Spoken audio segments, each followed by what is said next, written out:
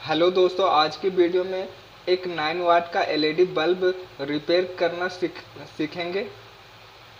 और LED bulb में सबसे ज़्यादा प्रॉब्लम्स किस सेक्शन में आते हैं ये भी जानेंगे। और एलईडी बल्ब को कैसे पूरी तरीके से ओपन करेंगे और उसमें जो ड्राइवर सर्किट लगा हुआ रहता है उसको कैसे बाहर निकाल सकते हैं, तो सभी कुछ बताएंगे पूरी डिटेल्स में। तो वीडियो को पूरा कंप्लीट देखें।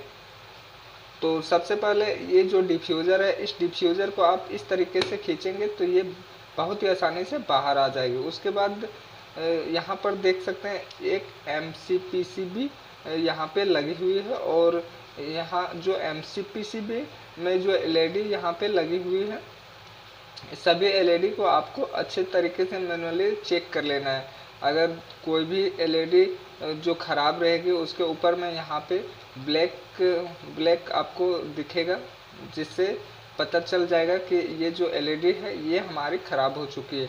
तो यहाँ पे सभी एलईडी फ्रेश यहाँ दिख रहे, कोई भी एलईडी यहाँ पे ख़राब नहीं दिख रहे। एक एलईडी यहाँ पे ख़राब हो चुकी थी, जिसको हमने सोल्डरिंग आयरन की मदद से इसको आपस में दोनों टर्मिनल को शॉर्ट कर दिया है, जिसके बाद भी ये जो एलईडी है ये हमारा वर्क नहीं कर रहा है। जब ये सभी एलईडी सही होने के बाद भी अगर वर्क नहीं कर रहा है तो इसमें जो प्रॉब्लम्स है वो हमारे ड्राइवर सर्किट में है। तो ड्राइवर सर्किट को आप कैसे निकालेंगे बाहर, तो यहाँ पर देख सकते हैं ये जो हीट सिंक लगा हुआ है, इस हीट सिंक को आपको एक स्क्रू ड्राइवर की मदद से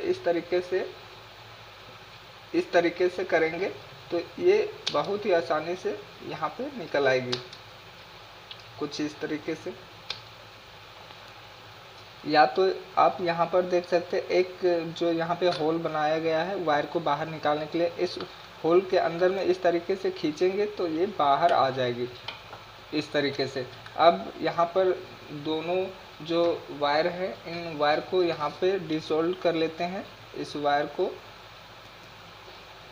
इस तरीके से इसके कनेक्शन को हटा लेते हैं, ताकि ये जो MCPCB है ये पूरी तरीके से बाहर आ जाएगी। देख सकते हैं कुछ इस तरीके से ये हमारा बाहर आ चुका है। अब यहाँ पे देख सकते हैं ड्राइवर सर्किट एक यहाँ पे लगा हुआ है। इस ड्राइवर सर्किट को बाहर निकालने के लिए आपको यहाँ पे दोनों जो टर्मिनल्स दिए हुए हैं, इन दोनों टर्मिनल्स को आपको यहाँ से सोल्डरिंग आयरन की मदद से इसको हटाना है, कुछ इस तरीके से।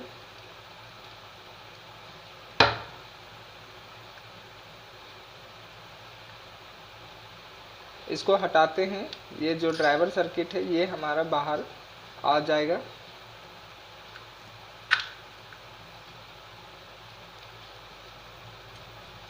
इन दोनों पॉइंट्स को अच्छे से इस तरीके से मेल्ट करना है, और जो इसके लेग यहाँ पे जुड़ी हुई रहती है उसको अलग करेंगे। तो आप इस तरीके से ये जो ड्राइवर सर्किट है ये हमारा बाहर आ चुका है। अब इसको साइड में रखते हैं। अब इसमें क्या जो कारण है जिसके कारण से ये जो ड्राइवर सर्किट पूरी तरीके से डेड है, और इसमें जो आउटपुट वोल्टेज है वो यहाँ पे नहीं शो हो रहे हैं। तो देख सकते हैं दो यहाँ पे AC के वायर यहाँ पे कनेक्ट होते हैं। यहाँ पे 220 वोल्ट इनपुट होती है और आउटपुट यहाँ पे देख सकते हैं ये जो रेड कलर की वायर है और ब्लैक कलर की वायर है, ये दोनों वायर से DC 120 वोल्ट 100 वोल्ट के समथिंग यहाँ पे आउटपुट होती है, जिससे ये जो MCPCB है ये हमारी ग्लो करती है। तो इस ड्राइवर सर्किट को निकालने के बाद सबसे पहले आपको यहाँ पर चेक कर लेना है। यहाँ पे देख सकते हैं दो फ्यूजिबल रेजिस्टेंस लगा हुआ है, इन दोनों फ्यूजिबल रेजिस्टेंस को आपको चेक कर लेना है। अगर ये दोनों खराब होंगे, इसमें दो लगे हुए हैं और बाकी सब में किसी में एक ही फ्यूजिबल रेजिस्टेंस यहाँ पे लगा हुआ होता है। अगर ये फ्यूजिबल रेजिस्टेंस हमारा किसी भी कारण से ख़राब हो जाते हैं या जल जाते हैं, जिसके कारण से ये जो ड्राइवर सर्किट है पूरी तरीके से डेड हो जाती है, क्योंकि AC करंट यहीं से फ्यूजिबल रेजिस्टेंस से होकर आगे सप्लाई जाती है। तो इस रेजिस्टेंस को चेक करने के लिए आपको मल्टीमीटर लेना होगा, इस प्रकार से डिजिटल मल्टीमीटर, और मल्टीमीटर को कंटिन्यूटी रेंज पर सेट करना होगा। मल्टीमीटर को कंटिन्यूटी रेंज पर सेट करेंगे और जो फिजिबल रेजिस्टेंस लगा हुआ है इन दोनों रेजिस्टेंस को बारी बारी से चेक करेंगे। तो फिजिबल रेजिस्टेंस को चेक करने का तरीका यह है कि आपको मल्टीमीटर को कंटिन्यूटी रेंज पर रखना और फिजिबल रेजिस्टेंस के दोनों टर्मिनल्स पर इस तरीके से मल्टीमीटर को इस तरीके से चेक करेंगे मल्टीमीटर की प्रोब को। तो यहाँ पर बीप की आवाज़ आनी चाहिए। तो देख सकते हैं यहाँ पे बीप की आवाज़ नहीं आ रही है। इस तरीके से बीप की आवाज़ आनी चाहिए। अगर बीप की आवाज़ आ रही है मल्टीमीटर में तो ये जो फिजिबल रेजिस्टेंस यहाँ पे लगा हुआ है ये हमारा सही होगा।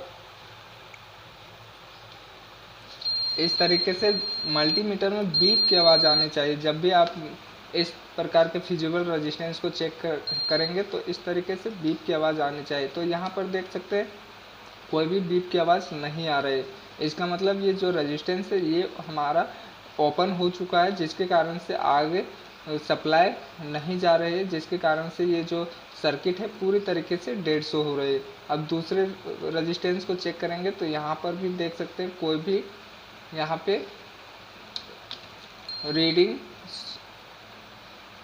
रीडिंग शो नहीं हो रही है। रीडिंग यहाँ पे शो नहीं होनी चाहिए। यहाँ पे बीप की आवाज़ आनी चाहिए अगर रेजिस्टेंस सही है तो। इस तरीके से जब भी आपको स्पष्ट पता चल जाएगा कि ये जो यहाँ पे जो फिजिबल रेजिस्टेंस लगा है ये ख़राब है, तो यहाँ पर जो 90% चांस है कि ये जब आप इसको चेंज कर देंगे तो ये जो मदरबोर्ड है ये हमारा सही हो जाएगा। अगर आगे की कंपोनेंट नहीं ख़राब है तो आपको तो आगे के कंपोनेंट भी चेक कर लेना है कि आगे की जो कंपोनेंट है ये किसी भी प्रकार से जली हुई नहीं होनी चाहिए या शॉर्ट नहीं होनी चाहिए। तो यहाँ पर देख सकते हैं आगे, इसके बाद आगे यहाँ पे एक इंडक्टर कॉइल लगा हुआ है और इस कॉइल को भी चेक करना आप मल्टीमीटर से भी चेक कर सकते हैं। यहाँ पे दोनों टर्मिनल्स पर इस तरीके से चेक करेंगे तो यहाँ पे बीप की आवाज़ मल्टीमीटर में आनी चाहिए। इस तरीके से अगर बीप की आवाज़ आ रही तो ही ये जो इंडक्टर कॉइल है ये हमारा सही होगा। अगर मल्टीमीटर में बीप की आवाज़ नहीं आ रही तो ये अंदर से ओपन हो जाती है, जिसके कारण से मल्टीमीटर में बीप की आवाज़ नहीं आती है। उसके बाद यहाँ पर देख सकते हैं 2 पीएफ कैपेसिटर लगे हुए हैं। इन दोनों कैपेसिटर को आप मैनुअली चेक करेंगे कि कहीं से ये फटा हुआ तो नहीं है। अगर ये सही है तो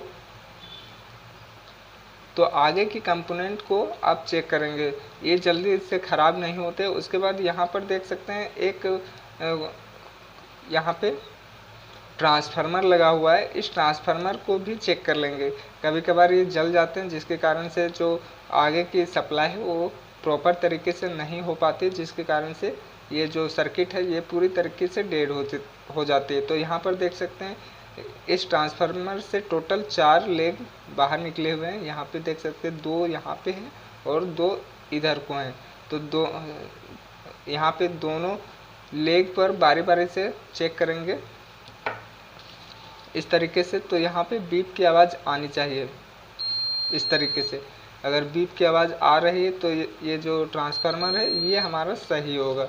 अगर बीप की आवाज़ नहीं आ रही तो ये जो ट्रांसफार्मर है ये हमारा ख़राब होगा।